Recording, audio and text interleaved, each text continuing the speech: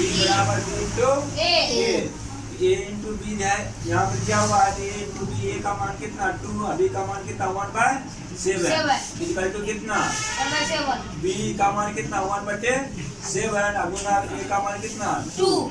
यहाँ प्रॉपर्टी में क्या आ गया 2 आ गया, 2 हो गया। यहाँ पे आंसर कितना आया, जो बाहर आ गया वहाँ आंसर आ गया। दूसरा प्रॉपर्टी कहता है कोस शुरू ए इंटू बी इंटू कोस सी है ना। यहाँ पे ए इंटू बी कोस बंद हो गया इंटू कितना सी।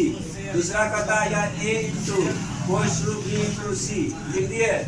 अब देख लो ए का मान कितना 1/2, बी का मान कितना 1/3, कोस 1 इंटू कितना सी का मान कितना 1/4।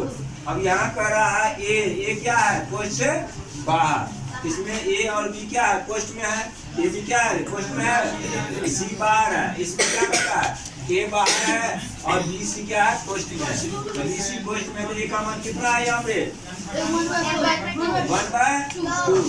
ए है ए का मान यहाँ 1/2 लिख दिए तो कितना बी इंटू सी, बी का मान दिया हुआ है 1/3 और सी का मान है 1/4। यही हो गया प्रूफ। क्या हो गया रे हो गया। यानी इसको लिख सकता है LHS बराबर RHS। समझ में आ गया। यहाँ नहीं लिखेगा, ये लिख देगा LHS बराबर RHS। LHS से जगह पर RHS खाने साथ कितना आया 1/2, इसका आंसर हुआ। इसका खाने साथ कितना आया 2 आया, तो इसका आंसर हुआ। क्लियर हो गया।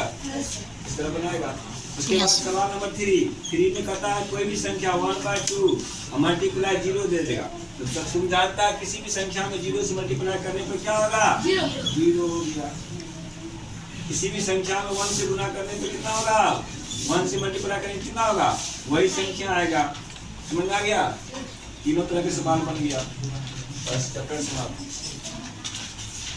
किसी कितना होगा यहाँ पे 1 से